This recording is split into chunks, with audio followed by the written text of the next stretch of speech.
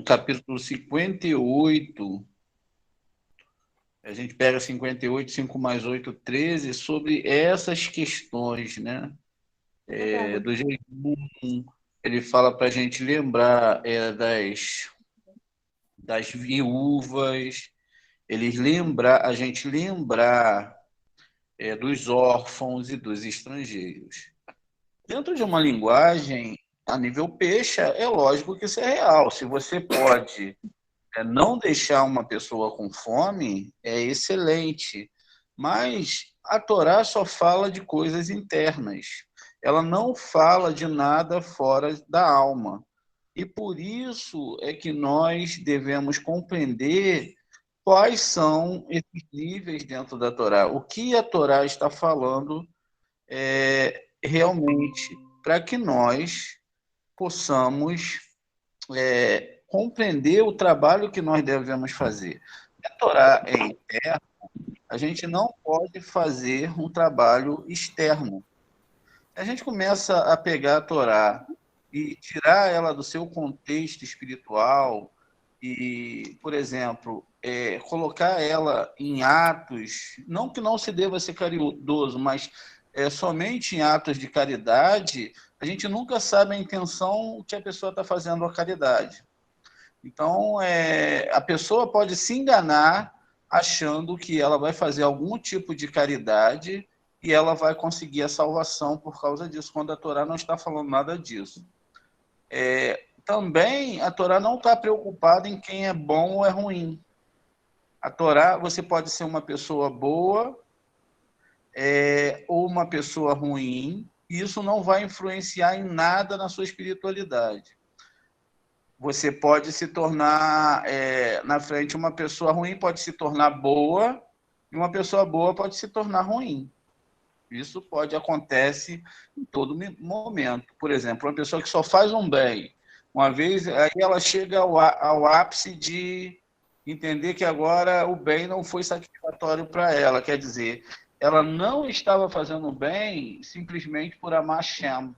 Ela estava fazendo um bem com o interesse de coisas satisfatórias acontecerem para ela. Alguma pessoa ruim pode ter um impacto na vida, passar por um sofrimento e passar a ser uma pessoa boa. E aí o que acontece? Todo aquele mal que ele fez é coberto. O pior pecado da Torá é exatamente o sêmen em vão. Esse sêmen pode ser tanto literal do homem como a mulher, mas também pode ser de estudo da Torá.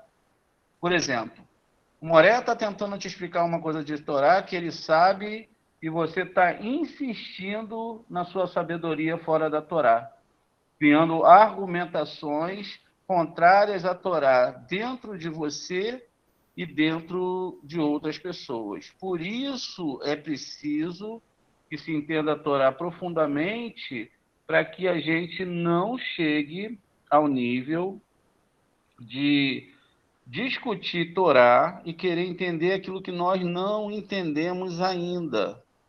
Como que isso funciona? Isso funciona da forma que eu ainda não sei, eu estou ainda começando a aprender, e aí eu quero falar aquilo que eu não sei ainda para outras pessoas. E dentro desse conceito pode acontecer que tenha, né, vários problemas na minha vida porque eu não entendi ainda a Torá. Essa Torá, então, ela tem que ser compreendida profundamente através da linguagem das ramas para que eu possa criar uma forma de entendimento para a Torá.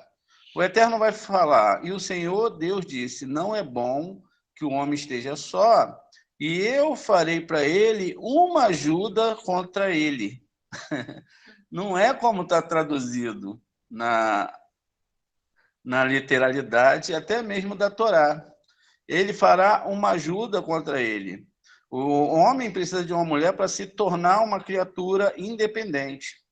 Não é bom para que o homem, que foi criado à imagem de Deus e sua semelhança, em ter o poder do Criador e nada do próprio homem.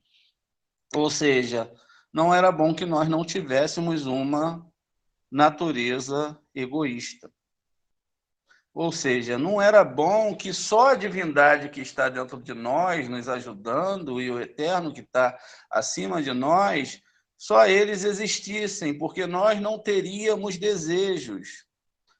Ou seja, essa força nos sufocaria e nós não teríamos o livre-arbítrio, seríamos como robôs que somos programados e só existiríamos como em êxtase espiritual. Não nos movimentaríamos e só faríamos aquilo que o Eterno quer e deseja. Então o mundo seria perfeito, cheio de robôs. Ou vamos colocar cheio de anjos que só fazem aquilo que o Eterno ele deseja. Então, o que diz a luz? Não é bom que o homem seja sufocado e não tenha livre-arbítrio. Então, pouco a pouco, a nossa natureza deve ser despertada e o ego deve ser revelado, à medida que ele vai conseguir controlar esse ego. Assim, o ego ficaria por trás dele. Ou seja, o ego pode ser utilizado, mas ele ficaria sob o controle do homem. A mulher em nós é a personificação exatamente desse ego de estar dentro de nós. Ele, que reside no Jardim do Éden, do Criador, está completamente sobre o jugo da luz. Ou seja, o homem estava sob o jugo da luz. O homem, ele existe lá como, vamos colocar, como ele tivesse no nível espiritual, no nível psicodélico, onde ele não poderia ter essa vontade de agir ou ser qualquer coisa diferente fora dos níveis da luz. Então, não era esse o objetivo de Hashem. O objetivo dele era fazer uma criatura. O desejo do Eterno era fazer uma criatura, né, que fosse igual a ele. Então, o homem deveria começar a ativar o seu ego e corrigi-lo. Por isso, a mulher, ela é metaforicamente tirada da costela. A mulher, a gente entende até agora que são os desejos, enquanto o homem é a vontade de doar, e a costela, ela tem os seus opostos, não é verdade? Então, ele toma ali uma das costelas do homem e fechou o seu lugar. Ele fez uma mulher e ele trouxe ao homem. A costela, um lugar que fica no peito, onde o desejo altruísta nos conecta com o desejo egoísta. Em cada um dos nossos desejos, em cada uma das nossas sensações, das nossas vontades, um lugar é vulnerável mais essencial, ou seja, totalmente essencial. É o momento de dúvida e também o momento da batalha, onde a pessoa terá um enfrentamento. Quando surge uma tentação de tomar para si, mesmo que você já decidiu começar uma nova vida, e esse desejo de receber para si mesmo, né? Ou seja, você desejava estar totalmente em doação. Mas essa mulher, esse material, essa força interior é feita, que existe em cada uma pessoa desse plano. Então, esse material, que é uma qualidade que tem em todas as pessoas, ou seja, que é algo comum e natural, existe entre os desejos de doar e o desejo de receber. O desejo masculino dentro de você, ele vai se esforçar para receber prazer espiritual. Concedendo aos outros, ao Criador, ele guarda o momento em que o homem declara: eu vou pegar apenas o essencial para mim e de bom grado dar tudo ao Criador. Esse momento, ele é esperado. Então, nesse momento, o desejo feminino dentro de você se esforça para receber prazer espiritual, mas para o seu próprio prazer. Ele não tem vontade de dividir, sabendo que esse prazer é o maior e melhor prazer que existe. Este ponto comum é chamado de receber prazer. A única diferença é que você está se realizando com esta ação, você mesmo ou aos outros. Se o desejo de receber prazer espiritual para si mesmo, o desejo feminino, não é controlado, então agora, pelo desejo masculino de doar, torna-se a morte para o homem, no sentido espiritual.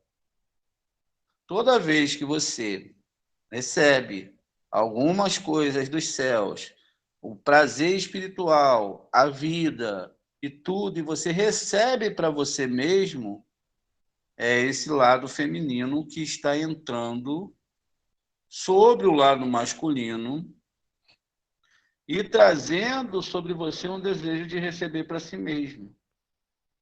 Como nós todos estamos configurados dentro desse esquema, chegar ao nível de cabala é muito complexo. Porque nós somos mal a todo momento, nós não desejamos receber para o outro. Nós desejamos receber para nós mesmos e não desejamos receber para o bem do Criador. Nós desejamos receber única e exclusivamente para nós mesmos, sem nos importar com o próximo, não no nível de ama o teu próximo como a ti mesmo. Por isso, se continuarmos nesse nível, nós não alcançaremos a vida eterna. Por que não alcançaremos? Porque não alcançamos ao nível de ama ao teu próximo como a ti mesmo. Se nós entendermos que tudo que nós estamos enxergando é imaginário, além de você, só existirá o Criador, o chamado Israel, ou seja, os seus deuses internos, eles têm que se anular perante Hashem. E tudo, né? Existe apenas o Criador e você. A gente já falou um pouco sobre isso. Imagine que hoje você pare de existir. Tudo acabou para você. O Criador acabou para você. O mundo acabou para você. Não existe lógica em tudo isso. Então, todos os desejos que você tem nesse mundo também acabaram.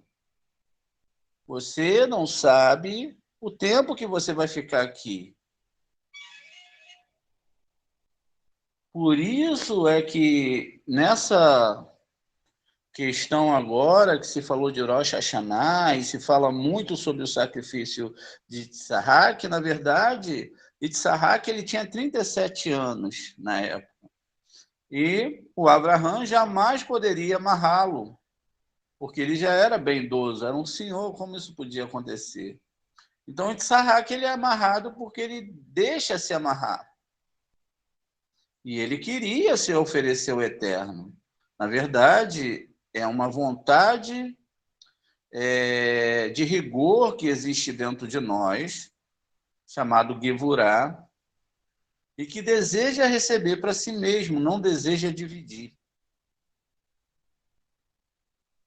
E aí, então, agora não é para o benefício nem do próximo, nem do Criador, é para o meu benefício próprio. São exatamente essas coisas, até que chegue o final da correção, essa ilusão de que existem outros persistirá. Mas então você vai entender que não há outros.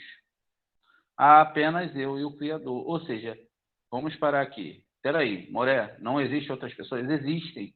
Mas tudo é uma única alma que está se corrigindo em vários corpos. Tudo é Adão e Rava. Nós lutamos pelo nosso corpo, pelas nossas ideias, pelos nossos ideais, pelas nossas casas, mas não conseguimos nos unificar como uma única alma. A única forma de nós nos tornarmos uma única alma é através do estudo da Torá e da Cabalá. Mas para que a gente possa chegar nesse nível, a gente tem que amarrar o ego. Não vivemos sem o ego. Por isso que os dois patriarcas, amor puro, rigor, eles se encontram no meio em acorde, que eram os dois desejos corrigidos.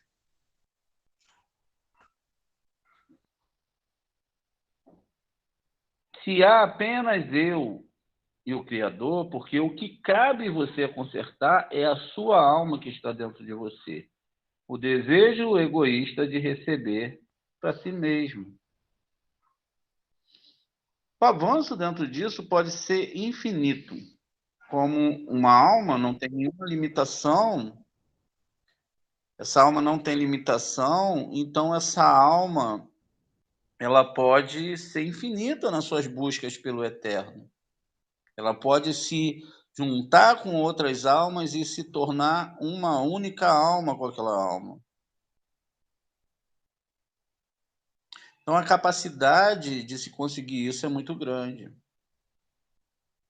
Pois por meio da alma nós vamos nos conectar uns aos outros. A alma que você tem também ela é a que comunica com outras almas. É um comunicador, uma ligação. Toda a humanidade ela vai ter que se conectar para sentir como uma única alma, um só pensamento e compreender em seu lugar. Então, o que você tem que fazer agora é sair de dentro de você mesmo e se conectar com essas almas, onde vão ter grandes cabalistas, onde vão ter grandes almas, onde vão ter grandes pessoas que estão esperando e aguardando ansiosamente essa conexão. Essa é a essência do princípio da Torá, do Taná, da Bíblia. Ame ao seu próximo como a si mesmo. Porque a ideia aqui é que todas as almas são uma só, então não tem etnia, não tem credo, não tem raça, não tem religião, não tem nada disso. Todas as almas são uma só, cada uma com os seus problemas. Ou seja, cada uma com a sua missão. Quando em certo livro fala que a salvação é individual, isso é a maior mentira que pode existir. Por quê? Porque uma alma pode se salvar em todas as vidas, mas enquanto as outras almas não se salvar, não haverá o término do sofrimento e do ticunim nesse mundo. Nessa geração começa-se a abrir para as pessoas essa sabedoria da Kabbalah e do Zohar. A gente vai trazer todas as questões de reencarnação, ticunins. Elas começam agora a ser resolvidas, porque não tem mais para onde correr. Acabou o processo que se tinha uma largueza para se corrigir. Alguns homens conseguiram se corrigir, mas a maioria não. Mas existia e existe um motivo para isso acontecer. Se nós não passássemos por esses sofrimentos, nós não chegaríamos e não saberíamos valorizar a vida nesse mundo e o distanciamento do eterno, ou seja, levaríamos a vida como fizemos durante muitos anos, de qualquer maneira, totalmente inconsequente e fora dos atos da Torá. Como nós temos esse egoísmo, qual é o nosso verdadeiro e mais latente egoísmo? É quando você se ama de uma tal forma e agrega essas outras almas. Se nós pararmos para pensar o que nós levamos dessa vida, nós não levamos nada. Absolutamente nada. Nenhum prazer que foi egoísta será levado. Na verdade, eles vão morrer exatamente no dia que você for fazer a sua passagem. O Zohar diz que no dia da sua morte, no dia que chega perto da nossa morte, a gente vê o anjo com a espada desembaiada na nossa frente. Como nós já estamos debilitados, nós não conseguimos nos mexer, então o anjo vem para definir qual é o caminho que nossa alma vai seguir. Se ele vai ascender ou se ele vai para um local de sofrimento. Por isso o nome desse anjo, ele se chama Domer. Dome é silêncio. Você não vai poder falar nada, não poderá ter mais mentira, porque toda a sua história vai passar na sua frente. Você não vai poder falar que no mundo do pensamento, onde tudo é revelado, que tudo aquilo que está acontecendo é mentira. E aí você vai ver os seus familiares. Se eles estiverem felizes e alegres, é porque o resultado vai ser bom para você. Se eles estiverem tristes, os resultados serão não tão bons para você. Mas isso também não tem que nos preocupar. Afinal de contas, nós vivemos uma vida de Torá. E para que nós estamos preocupados nesse momento? Daqui a 10 dias tem Yom Kippur. Talvez não nesse, mas nos outros Yom Kippur, chegará um momento que a missão chega ao final. Chega o momento de nós acertarmos as contas com o Eterno e partirmos desse mundo. E nesse dia, se nós não tivermos vencido o nosso ego e ter vencido essa vontade de receber para si mesmo, quer dizer que nós não conseguimos completar a nossa missão. Então, a gente vai começar um processo onde a gente vai tirar a nossa roupagem, ou seja, a gente tem que tirar essa roupagem e alcançar a nossa origem verdadeira.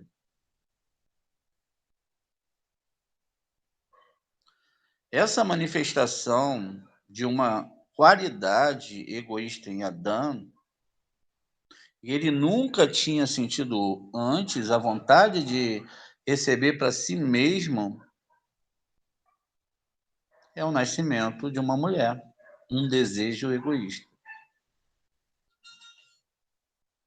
Então, eles são chamados de Eva e Adão, ou Rava e Adão. Eles são a mesma carne.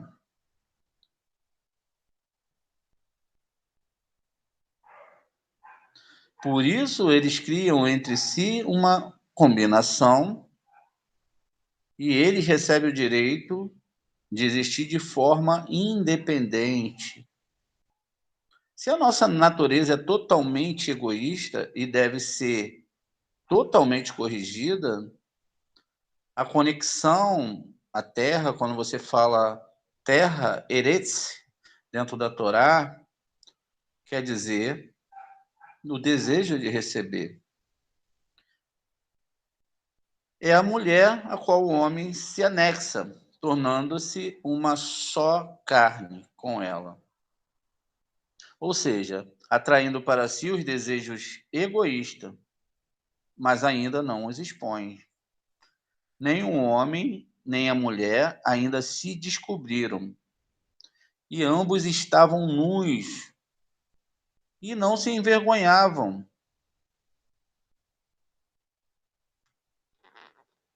Ou seja, o termo nu, ele vai fazer referência à ausência de roupas. Isto é, desejos que são egoístas, que cobrem o homem como uma roupa, escondendo seu verdadeiro anseio primordial para o mundo espiritual. Ou seja, nunca que você consegue descobrir quem está fazendo uma mitzvah. Mitzvah é mandamento, a Torá tem 613 mitzvah.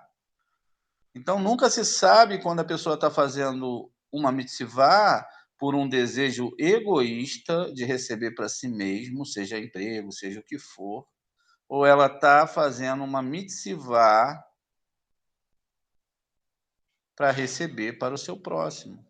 Olha que grau que nós temos que chegar.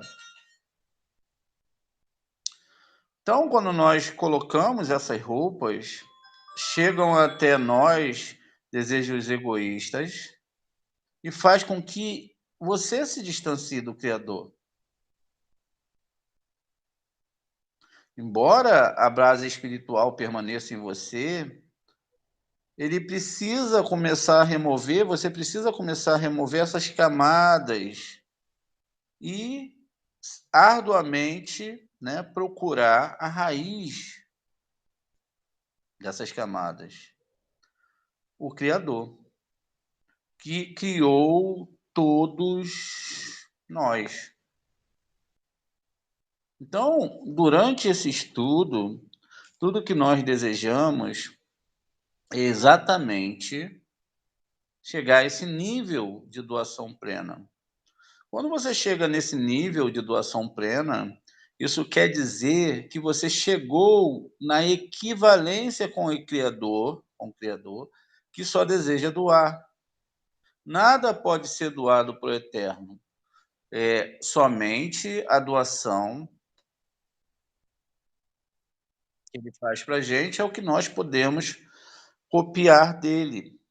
Isso quer dizer que quando chega Rosh Hashanah, você se torna um espelho para o cosmos.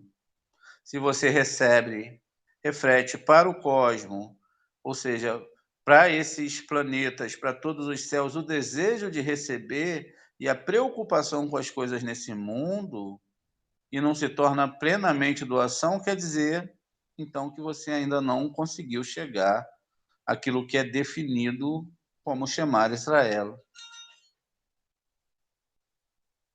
Porque ainda que você faça o Shema, ainda que você ache que não existe outro Deus, ainda existe esses desejos egoístas que ficam dentro de cada ser humano escondidos, buscando agora uma oportunidade para existir. E com isso, então, a gente vai entender lá no Devarim 24, 17, no 24, 18. Não perverterás o direito do estrangeiro e do órfão, nem tomarás o penhor, a roupa da viúva, mas lembra-te que foste servo no Egito.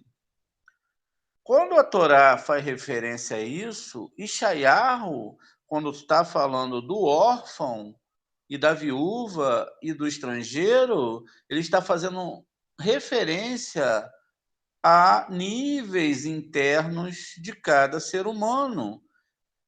Ainda que ajudar o próximo é muito bom, porque agora, nesse momento, você está corrigindo o desejo de receber para você mesmo. Se você está corrigindo o desejo de receber para você mesmo, é lógico que você nunca vai deixar de ajudar uma pessoa que tenha necessidade. Mas você também não vai ajudar a pessoa que tem necessidade com desejo de receber alguma coisa.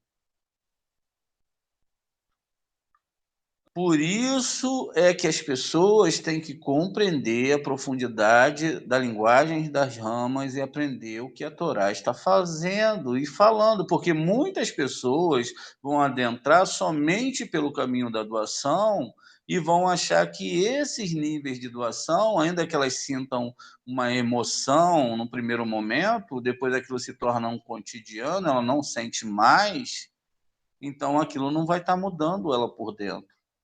E quando a pessoa é mudada por dentro realmente, fazer esses atos se tornam tão naturais dentro da vida da pessoa que fica cotidiano. Não é necessário você esperar chegar um dia especial para você fazer algum tipo de tzedakah. Só abrindo um parênteses aqui para trazer uma ênfase sobre essa questão de tzedakah. A tzedakah, na verdade, nunca é para o outro. Quando chega alguém para pedir alguma coisa para você, ou pedir uma doação, ou que você se sinta aquela vontade que foi criada pelo Eterno para ajudar aquela pessoa, na verdade, aquele era o seu corban. Ah, eu investi tempo para ganhar dinheiro. Poxa, então esse tempo que eu estou dando aqui, essa comida, essa tzedakah, aquilo que eu posso fazer para estudo de Kabbalah, aquilo que eu posso empenhar, então é um corban, é um tempo que você eleva, mas esse corban é para que você possa existir um pouco mais nesse mundo, para que você possa entender mais a Torá. Você só está aqui nesse mundo para estudar a Torá. Mas o cotidiano, o dia a dia, ele faz com que você perca esse foco. Amanhã, aqueles que estão com problemas financeiros ou aqueles que estão com trabalho, sempre funciona assim. Aquele que tem trabalho está devendo muito, porque agora eu tinha que ter um carro melhor, eu tinha que ter um celular melhor, meu filho precisa estudar na melhor escola, e aquela coisa toda que acontece conforme as pessoas vão galgando níveis sociais maiores. Ou seja, o dinheiro aumenta, mas a preocupação aumenta, e aí a pessoa começa a investir o seu dinheiro em algumas coisas que têm valor, que são fundamentais, mas em outras coisas que não importam tanto. Então ela começa também a ter problema. Aquele que não tem nada, que está preocupado com o que vai ganhar, também está preocupado com o que ele vai comer amanhã. Mas que nada disso é a verdade da Torá. E que nada disso deixa de ser controlado por um só Deus, que é Hashem. Enquanto nós nos perdemos nas nossas preocupações, nos deixamos levar pelo mar que nos afastam do estudo da Torá. A Torá vai se ficando distante, os problemas vão acontecendo e cada vez mais eu me torno cativo deles. Esse Deus estranho que surgiu agora é o controle total da minha alma, porque amanhã eu não acordo, não estou preocupado em acordar para estudar a Torá, eu estou preocupado se eu vou ser abençoado ou se o Eterno vai lembrar de mim, o que é um total absurdo. Se eu existo em equivalência com o Eterno, logo eu não preciso me preocupar. Por quê? Porque tudo está nas mãos dele. Olha o Shema. O Shema ele é muito mais profundo do que tudo isso. Ah, mas aconteceu algo sobrenatural. Aquele algo sobrenatural, positivo ou negativo, é para te alertar para o estudo da Torá. Muitas vezes acontece uma coisa para frear. Se o Eterno te ama, ele te freia. Como ele quer que todos sejam retificados, tem uma retificação diante deles, se tornem retos, seria a palavra mais exata, então ele tem que começar a mexer com o seu interior dentro de todos esses níveis. Enquanto a mulher age dentro de você, seja você homem ou mulher, aqui está se falando de níveis espirituais. Então você está recebendo para você mesmo. toda a sua religião, seja em Rosh Hashanah, em Yom Kippur, ela serviu somente para que você pensasse em você mesmo. Os toques do shofar foram para que você tivesse um ano muito bom e agradável. Os seus pedidos foram para que a saúde tivessem sobre os seus filhos e etc. Mas nós não percebemos que, como nós somos pequenas células, vamos colocar assim, até lembra quando a gente vai entrar nesse mundo, a menor célula entra dentro do corpo da mulher e ali ela se torna um ser humano, que é um ser dual, que tem uma alma e um corpo, e priorizamos muito mais o corpo. As histórias maravilhosas que o Eterno vai dando para cada ser humano viver, os momentos bons, ruins, elas vão ficando para trás. Ou seja, quando a pessoa não estuda a Torá, é como se ela pegasse algo tão maravilhoso que é a vida e ela não usasse isso que foi dado a ela para que ela pudesse, olha que coisa incrível, não manchar a sua alma e pudesse adequar o seu corpo ao nível da sua alma, para que quando lá no futuro o Eterno fosse trazer a vida de novo para a pessoa, a ressurreição, ela tivesse em equivalência com o Criador. E que se ela não encontra essa equivalência com o seu Criador, ela vai estar sobre essa questão de disparidade com o Eterno. Olha que coisa séria que é isso.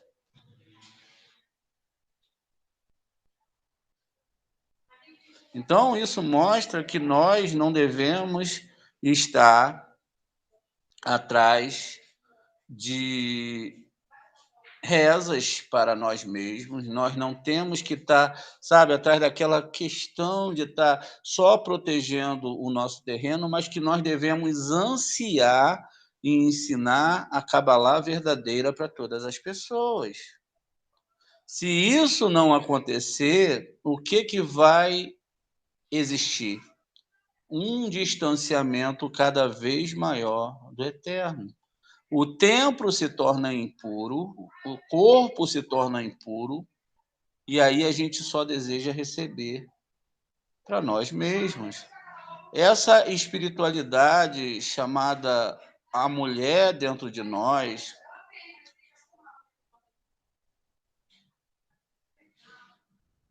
ela acaba, então,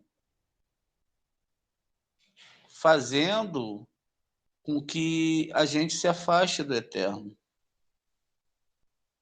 E aí nós vamos pedir por bênçãos, vamos pedir isso e aquilo, quando na verdade não tem nenhuma necessidade de você pedir essas coisas. Porque somente através dos seus atos é que você vai conseguir chegar ao próximo nível. Então não é pedindo as coisas, não é querendo as coisas, é você pedindo ao Eterno para consertar o seu CRI.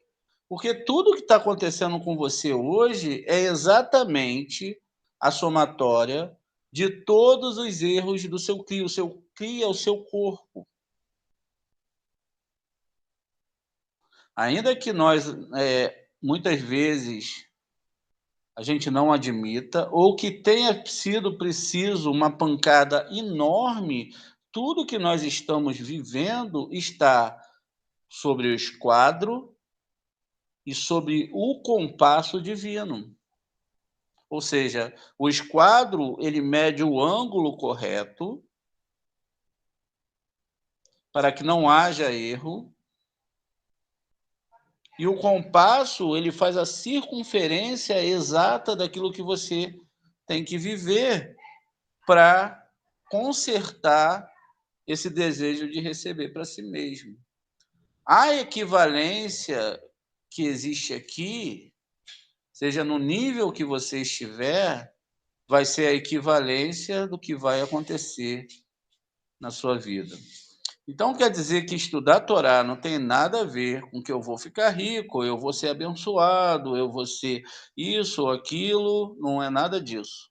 Estudar a Torá tem a ver com conserto de alma e que com o conserto dessas midotes internas.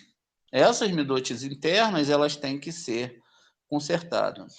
Quando então chegamos aqui, não perverterás o direito do estrangeiro e do órfão, nem tomarás em penhor a roupa da viúva, mas lembra que você foste servo no Egito.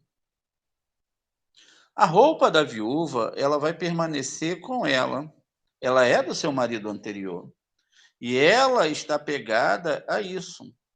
Embora já tenha saído dessa alma, ou seja, uma parte, o que nós chamamos de um partsuf, uma parte de uma sefirote, a que ela pertencia, a parte feminina em relação a essa parte masculina, isso significa então que agora essa roupa que foi deixada para essa viúva é parte do machar ou massar, que é uma tela. Você recebe um quadro todo em branco, onde você ou nós podemos continuar com a nossa teimosia de tentar manipular todas as coisas com as nossas palavras, e aqueles nossos projetos que a gente vai achar que vai dar certo e muitas vezes não dão, ou podemos começar a reescrever essa história. Não da forma que nós estávamos acostumados, desejando somente para nós mesmos.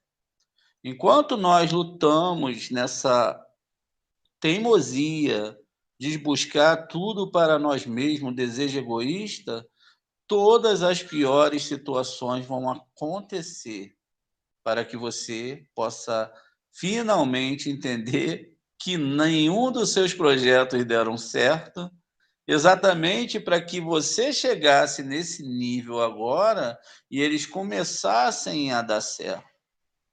Quando a gente fala de projeto, a gente está falando de projeto espiritual e não de projeto nesse mundo. Não adianta a gente construir impérios e impérios. A gente já viu que durante os impérios eles caíram. Os homens que foram famosos e grandes reis, eles também sucumbiram. E também aquela vida sucumbiu. Ele não tinha equivalência para que aquela alma, olha que coisa incrível, para que a alma ela pudesse, aquele corpo, aquela história ressuscitar e ela poder agora existir. Porque uma pessoa egoísta não vai existir no Olam Rabá. Por isso que essas reencarnações, morte após morte, consertar esses 613 desejos de receber para si mesmo, é muito difícil. E exige realmente uma constância de estudos de Kabbalah, uma constância de buscar consertar essa interioridade para que a gente não fique distraído. Quando nós nos distraímos, começamos a apontar o dedo para todos. E começamos a apontar para as pessoas do passado e das que vão vir no futuro. Isso é natural para todos nós. Estamos ainda distraídos e muito meninos ainda dentro da Kabbalah. Precisamos entender, então, o Shema. E chegar ao nível da humildade de entender que tudo que chega até nós vem somente de uma única fonte. Seja ele o bem ou seja ele o mal. E que tudo isso é somente para o bem. Então, quando a gente recebe agora esse machá, que fora seu marido, a alma consiste em parte masculina e feminina. A parte feminina é o desejo e a parte masculina é a intenção de doar. Se essa intenção de doar desaparece ou morre, apenas a parte feminina permanece, que é chamada de viúva. No entanto, visto que ela costumava pertencer a essa parte masculina, então uma determinada tela residual nela, portanto, ninguém tem o direito de tomá-la. Ou seja, tomar a viúva, que é tela. Só se um próximo marido vier.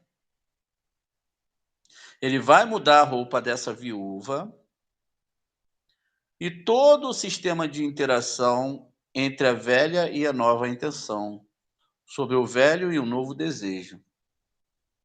E tudo isso é os ciclos das almas. Os corpos vêm, os desejos vêm, a alma tem que voltar, e ela tem que ir, e ela tem que voltar, e cada vez nós recebemos um novo corpo e uma nova alma. Quando nós lemos sobre a Torá, e lá tem Abraham e Sara. Abraham é a alma, e Sara é o corpo. É exatamente isso que está sendo falado. E que se nós agora, nesse momento da história, não começarmos a pegar esse massar, esse quadro, e reescrevermos sem o ego, não que nós tenhamos que matar o ego, a gente vai entender isso um pouquinho mais à frente, mas sem o ego e o desejo de receber para si mesmo, ou transformar todos esses desejos em desejos altruístas, não seremos igual ao Criador. E se não somos iguais ao Criador, não criaturas, não é filhos também, mas iguais em equivalência, não nos tornarmos doação, nós não alcançaremos o Criador. Porque nós estaremos do lado errado, nós estaremos só na recepção. Muito bem.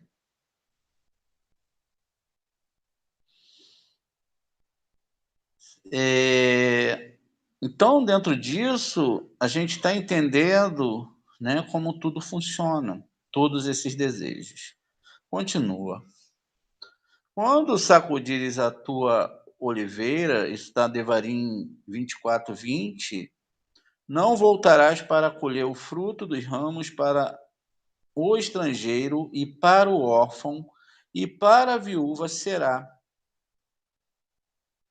Então, essas vinhas, as azeitonas e grãos representam diferentes tipos de vontades e desejo. O óleo de oliva, que vai representar a Sefirot Rohimá, é produzido das azeitonas.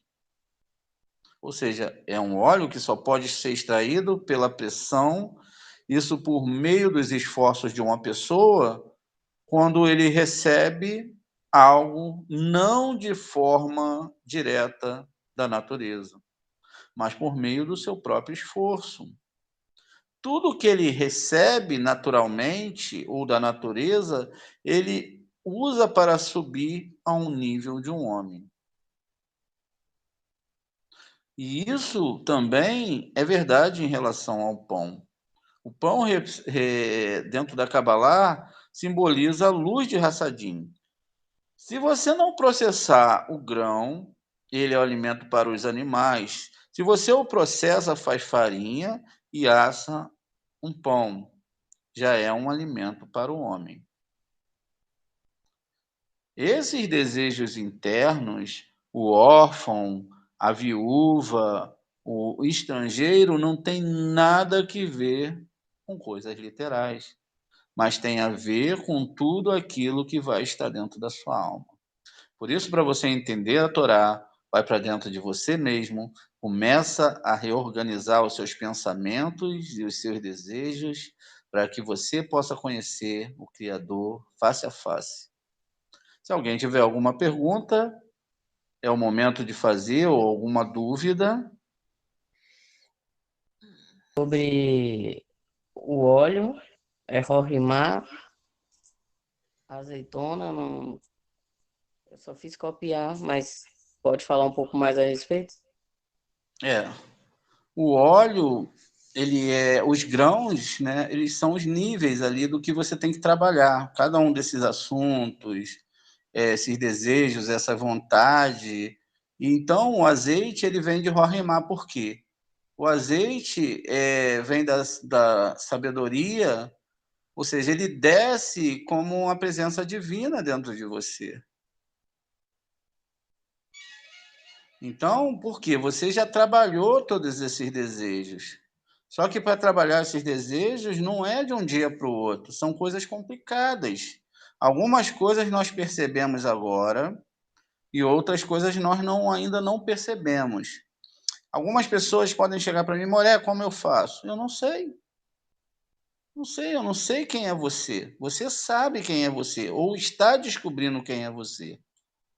Eu só posso dizer para você, quando você acha que você percebe que as pessoas são bem maiores do que você, e você começa a entrar num período de que você não sabe nada e tem muito para aprender, então a luz de Axé está começando a brilhar em você, porque agora você percebe que você tem um longo trabalho que tem que fazer e que esse trabalho só pode ser feito através de um muito esforço. E que nenhum outro esforço, por exemplo, eu vou trabalhar a minha vida toda para alimentar 1 milhão de pessoas, sem o estudo da Kabbalah e do Zohar, vai fazer com que sua alma chegue ao nível que tem que chegar. Quando chegarmos no outro lado, sem esse entendimento, nós vamos falar: ah, mas eu alimentei a viúva, literalmente, o pobre, fiz de tudo. E o Eterno vai falar assim: quem mandou você fazer isso? E por que você não estudou o Sagrado Zohar para consertar a sua alma? Você não teve os entendimentos. Através do momento, então, que você começa a extrair esse azeite, lá atrás você tem a tela, o maçã, e que agora você está chegando em nível de entendimento Rorimá, ó Rorimá, e agora, daqui a pouco, você chega em ó Hassadim, luz de entendimento com luz de misericórdia, que só pode ser ativado através de muita dor e de muita busca do Eterno. Você então começa a galgar os mundos espirituais. O que nós achamos de religião, o que nós entendemos, que achávamos que entendíamos, ou tudo o que nós vivemos até agora, foi o processo para que nós chegássemos aqui, seja nessa vida ou em outra vida, para estudarmos profundamente a Torá e buscarmos essa luz de Rorimá, esse azeite. Dentro dessas questões, o que acontece? A gente tem que entender que o eterno, né? E essa luz de Rorimá, que não é um azeite, não pegue as linguagens metafóricas e levem para dentro de uma questão literalizada. Então, esse azeite, ele representa a luz de Rorimá. Não é algo, está entendendo? Que você vai fazer no mundo físico, é algo que vai ser feito pelo seu trabalho interno. Entendeu? Eu entendi sim, é porque eu estava copiando. Ah, sim. Então, e como que esse óleo vai ser extraído? Somente através da pressão. É por isso que se fala de azeite. Como que sai o azeite? Você pega, apertar, apertar, apertar, e quando finalmente essas azeitonas são comprimidas, o azeite sai. Isso quer dizer que também vai acontecer isso com o seu corpo. Vai acontecer isso com os nossos desejos, com tudo, para se alcançar o que realmente o Eterno quer falar para as nossas almas. Assim com as uvas, né, também. Exatamente. A uva vai ter um outro significado, já vão ser os segredos de Torá. Não, mas eu estou falando a questão da prensa, né? Do espremer, senão não sai o vinho. Espremer a palavra do Eterno para você chegar e entender essas coisas. São momentos que você tem que parar. Não, agora eu vou realmente entender o que é espiritualidade, e o Eterno não aceita 10% de estudo, é 100%. É Torá sobre Torá sobre Torá. Entendi. Hoje eu acordei de manhã, vou ver o jogo de futebol. Não, vai estudar a Torá. À noite tem uma festa de uma grande pessoa, não sei onde. Estude a Torá. Tem que ter um sacrifício. Ah, tem um filme muito bom passando no cinema. Vai estudar a Torá. Até que o desejo da sua alma seja só estudar a Torá. Aí você está começando a entender, estude Torá dia e noite. Não da forma literal. Tá bom, gente? Tem mais perguntas? Sim. Oi. Entendi agora. Está me ouvindo? Tô. Então, quando você fala da prensa espremendo a uva, é como, né, se faz farinha de mandioca na roça. A uva a gente pisa, ela é sai uvinha. O azeitona ela é mais dura. Então, né? Então, mas aí quando começa a aparecer a prova, o sofrimento, que é para você se polir, é para você crescer e aprender e se lapidar para brilhar para o eterno, aí você se desespera e não entende o que é o sofrimento. Aí aquilo que teria que ser uma coisa tão simples, porque passa muito rápido, acaba se tornando uma coisa séria, um problemão. Porque também a gente tem que aceitar o sofrimento, porque é através dele que você vai crescer espiritual. E sem ele a gente não cresce. Estou correto? E aí, exatamente, a senhora tocou num ponto certo. Se você tem um sofrimento e... só peço a senhora para fechar o microfone, só senão vai dar microfonia aqui. Se a senhora tem um sofrimento e ainda tem um sentimento contrário a isso, é porque a sua alma não está trabalhada. Seu corpo ainda está acima, esse nível da alma mais animal, essa força mais animal, ela está ainda por cima da Torá. Ela não entende que tudo é o Criador. Tudo, absolutamente. Só existe você e o Criador. E, mediante aos seus entendimentos de Kabbalah, você vai entender. Porque chegar ao Shema não é só você fazer o Shema. É você chegar ao entendimento de que tudo que acontece com você vem das mãos do Criador. Se tudo vem das mãos do Criador, então você tem que chegar ao nível de só agradecer. Ganzu Letová, tudo é para o bem. Eu não estou entendendo agora, mas no futuro eu vou entender quantas vezes nós passamos por problemas e não entendemos no momento que estamos passando, mas chega lá na frente, então a gente vai ver o que estava acontecendo. Era um grau interior que estava desajustado e que teria que ser consertado somente através daquela prova. Por exemplo, vamos tirar uma dúvida que... Boa, eu vou lá e medito no nome que é para eu ter humildade, ou seja, um nome Ani, Aleph, Nun, Yud, não, Aleph, Nun e Ain. Se você bota o Yud no lugar do Ain, você vai ter um problema muito grande. Meditei. Quer dizer, agora eu começo a usar uma roupa mais simples, compro um carro mais simples. Não, não é nada disso. O que está falando ali é que quando você sair, vai vir uma pessoa que você nunca conheceu, nunca viu, e aquela pessoa vai gritar com você, vai te botar abaixo de zero. E aí você tem duas situações. Você reage, briga com aquela pessoa, chega a níveis de discussões ou até mesmo de um enfrentamento físico, ou você abaixa a cabeça e fala, Hashem, me dá humildade para mim saber que isso vem das tuas mãos e que o Senhor está tratando comigo.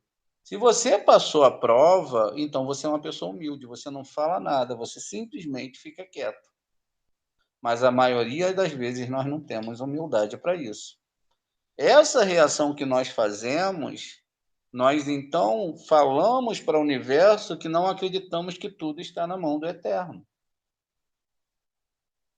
Dentro desses níveis de entendimento, então a gente tem que limpar todos esses sentimentos, todas essas questões.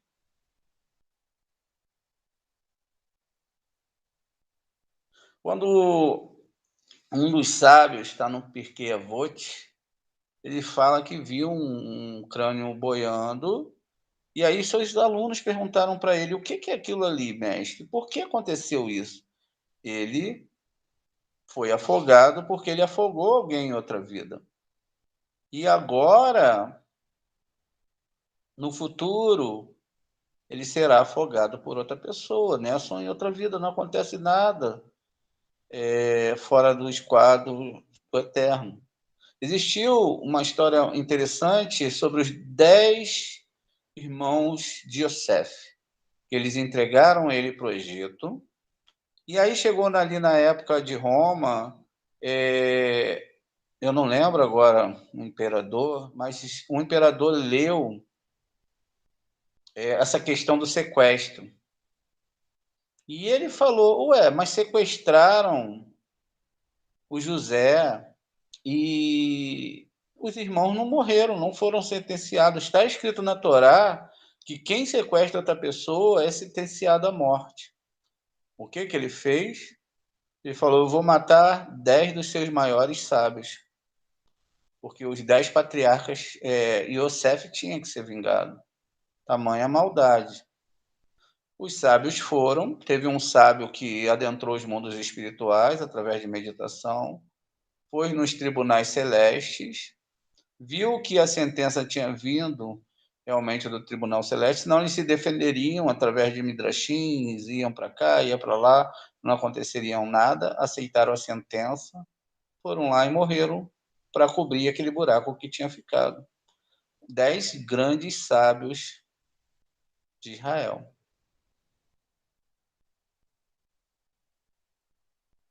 Então, a gente tem que entender que nós, que somos da Torá, nós não estamos construindo uma vida para essa vida. Nós estamos construindo uma vida espiritual, se assim Deus permitir. O conceito aqui é totalmente diferente.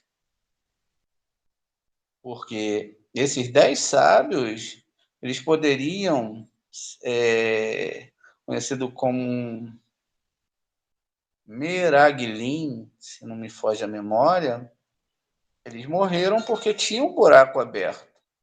Então, se tem uma coisa que está acontecendo, gente, entenda, não tem nada que não aconteça pela mão do Eterno. Qualquer coisa que vai acontecer na sua vida é que tinha que acontecer. Inclusive, o que aconteceu lá atrás, os pecados, tudo fazia parte dessa sua vida. Não tinha nada que você podia ter evitado. Mas, a partir do conhecimento da Torá, você pode entender e fazer com que as coisas sejam mais plenas espiritualmente e que você entenda tudo dentro do mundo eterno. Porém, então, os 10 sábios, eles morreram porque, quando veio o decreto, em cada um deles tinha uma pequena falha? Eles tinham que cobrir aquele buraco lá atrás. Era uma reencarnação do irmão de Yosef.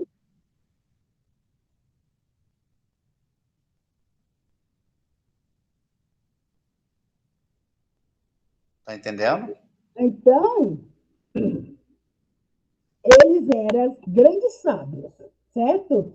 Mas, na verdade, ainda dentro deles, com toda a luz e sabedoria que eles tinham dada pelo Sim, eterno, pelos esforços dele, ainda tinha alguma coisa que faltava. tinha. Faltava Porque alguma a coisa. Torá fala que se você sequestrou, você ia morrer. Eles estão sequestrados. Uhum. Não tem para onde correr. Tá Então, entendendo? às vezes, né, você acontece determinadas coisas, elas são bem pequenas, mas são pequenas e são bem doloridas. Sim. Mas é para consertar, porque lá no passado, se alguém Exatamente. gritou, você gritou com alguém. Por isso que quando você vem para a Torá, os tratamentos eles se intensificam. Ou seja, você faz um erro aqui, ali na frente você já está recebendo um castigo. Ou Nossa, muitas vezes parece um relâmpago. isso, ou muitas vezes você faz um erro, você sabe que fez o erro, você tem que ir logo perante a Shem, Já, antes que o lado negativo chegue e te acuse. Aí você já confessa rapidinho, olha, eu peguei, eu já sei, mas não por medo. Porque, assim, as pessoas têm medo da morte, têm medo disso. Isso é uma coisa tão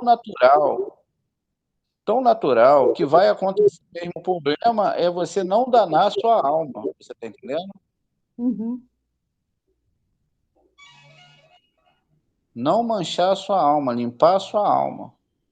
O que vai acontecer, se alguém vai te bater, se você vai ter. Você tem que ter cuidado para não danar a sua alma. Tá bom, Não, gente? não Tem importa mais. a que nível de sofrimento, nem a que preço. Importa que você não pode deixar a sua confiança virar menos, se abalar, perder a tua fé e se desesperar e jogar tudo fora pelo mínimo. E aí você freia a sentença divina, vive uma vida aqui cheia de problemas e volta de novo. Aí na próxima vez fica tudo pior. Aí vem dobrado, porque tem os juros e a correção monetária. Se você rouba, você paga 20% a mais do roubo. Né? Tá entendendo? Uhum. Estou entendendo. A alma Então, vem, a alma vem no nível mais baixo para que a pessoa tenha mais mérito. a alma ela volta exatamente com seus erros, né? E vão ter as mesmas situações para que ela, com 20% mais de dificuldade, para que ela possa acertar aquilo ali, né? Que ela errou.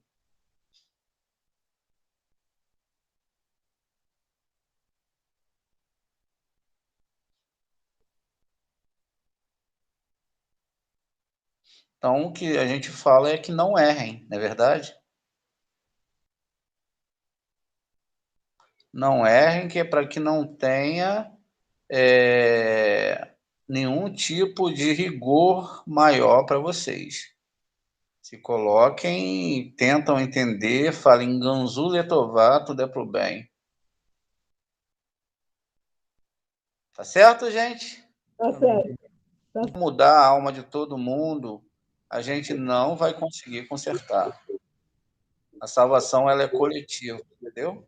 Não, não existe o individual, existe o coletivo. Ou eu e o meu irmão estamos juntos, ou eu na frente e atrás, não vai dar certo.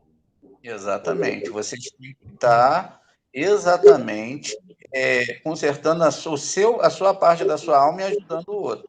Amanhã a gente está de volta com mais aula, explicando mais partes do jejum, como tudo funciona. Você está entendendo? Isaías, a gente falou da viúva, do que é o órfão e do que é o estrangeiro. Amanhã eu não vou poder assistir, eu já não fui na aula hoje para poder assistir esse filme.